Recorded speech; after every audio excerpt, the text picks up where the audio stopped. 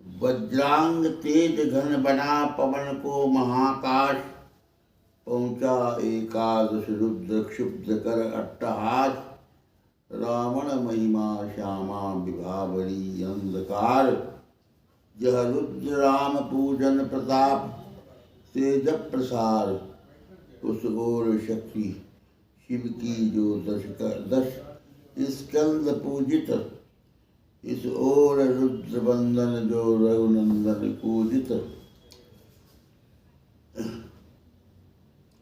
करने को ग्रस्त समस्त व्योम कपि बढ़ा अटल, लख महानाश शिव अचल हुए क्षण भर चंचल। श्यामा के पददल भार धरण कर मंद स्वर।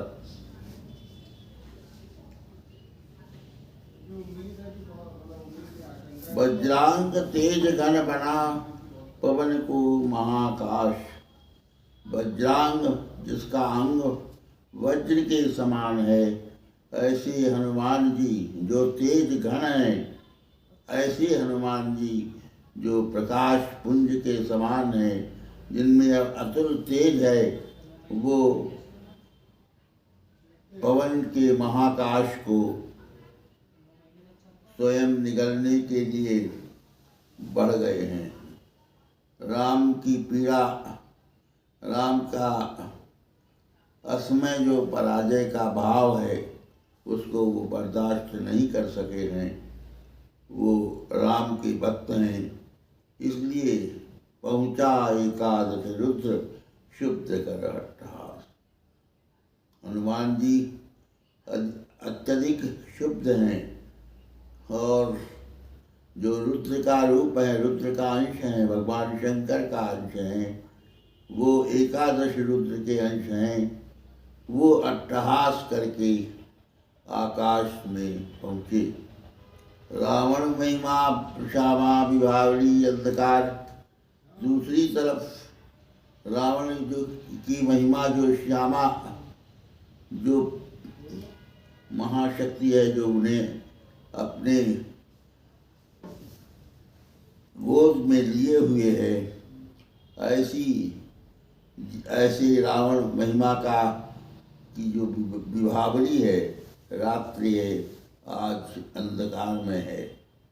यह रुद्र राम पूजन प्रताप तेज प्रसार। कहाँ वो श्यामा विभावरी का अंधकार है, जिसके गोद में रावण बैठा हुआ है। दूसरी तरफ राम पूजन का प्रताप रूप हनुमान जी तेज को प्रसारित करते हुए, तेज का जो उनमें अद्वितीय जो प्रखरता है, वो तेज की प्रखरता वह दर्शनीय है। वह रुद्र का रूप है, एकादश रुद्र का रूप है, प्रताप है। उस ओर शक्ति शिव की जो 10 स्कंद पूजित,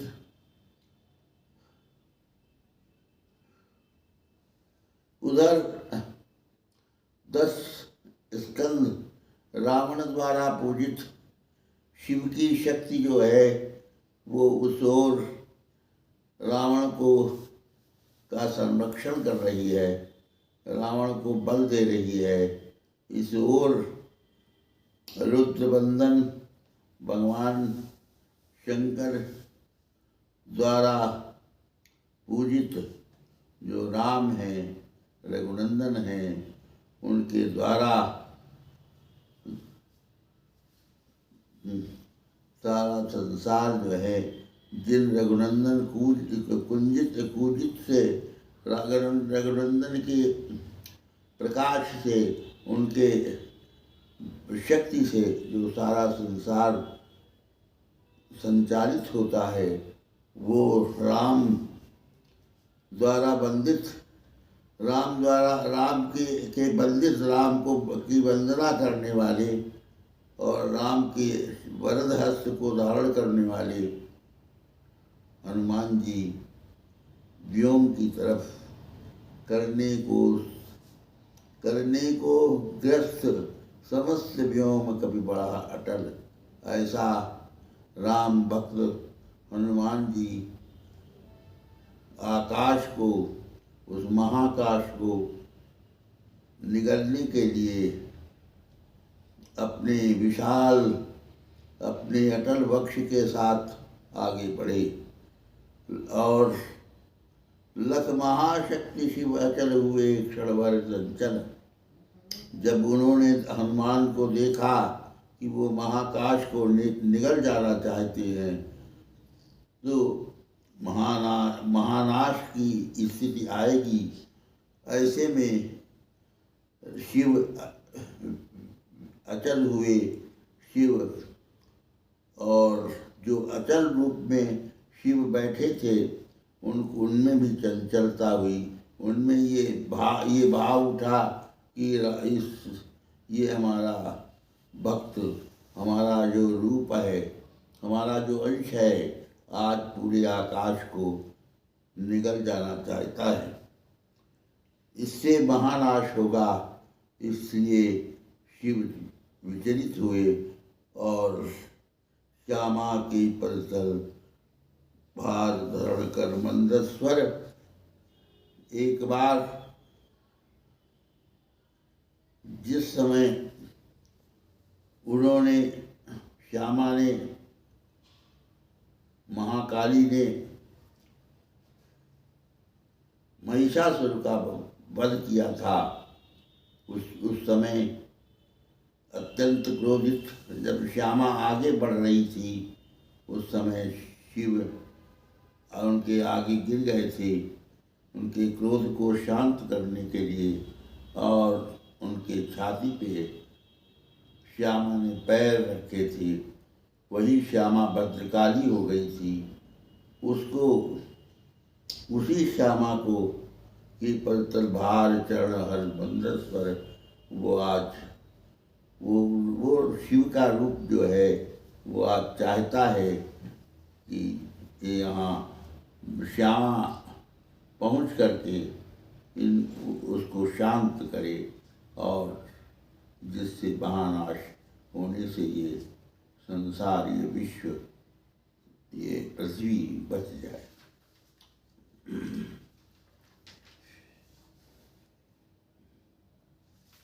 बोले संबरो देवी, निज तेज नहीं बानर, यह नहीं हुआ श्रृंगार युग्म गत, महावीर अर्चना राम की मूर्तिमान अक्षय शरीर। चिर ब्रह्मचर्य रत ये एकादश रुद्र धन्य, मर्यादा पुरुषोत्तम के सर्वोत्तम अनन्य, लीला सहचर दिव्य भावधर, इन पर प्रहार करने पर होगी देवी तुम्हारी विजय विषम हार। विद्या का ले आशय इस मन को दो प्रबोध, झुक जाएगा कभी निश्चय होगा दूर रोध। भगवान शंकर श्यामा का आवाहन करते हैं और कहा कि हे देवी, अपने आप को सबल करो, उस वज्रांग हनुमान को रोको अपने तेज से। ये बानर नहीं है, इसको बानर मत समझो, ये एकादश रुद्र का रूप है और इसने कभी काम वासना के वश में होकर कभी विवाह नहीं किया है। ये ब्रह्मचारी है, नैष्टिक ब्रह्मचारी है, इसको कोई भी रोक नहीं सकता। वो महावीर है, वो राम का मूर्तिमान भक्त है, उसका शरीर अक्षय है, वज्र का है। उसने राम की जो अर्चना की है, वह उस अर्चना का ही भक्त रूप है। मर्यादा पुरुषोत्तम के सर्वोत्तम, वो मर्यादा पुरुषोत्तम का सर्वोत्तम भक्त है, निष्ठा है, अनन्य निष्ठा है। वो लीला सहचर दिव्य भावधर, इस पर प्रहार, हे देवी, हे श्यामा, इस पर अगर प्रहार तुम करोगी तो वो निष्फल होगा, तुम्हारी ही विषम हार होगी। वो इस वज्र शरीर राम की भक्ति में लीन हनुमान जी को इस समय हराना, इस समय उसको रोकना बहुत कठिन है। विद्या का इसलिए शंकर बोले, श्यामा से मेरी हिसाब से, मेरी दृष्टि से इसको तुम शांत करो, किसी भी तरह इसको शांत करो, नहीं तो महानाश की स्थिति आ जाएगी। तुम्हारी विद्या का आश्रय लेने पिछले वो झुक जाएगा, विनम्र हो जाएगा और निश्चय रोध दूर हो जाएगा। निश्चय जो रुकावट है वो दूर होगी।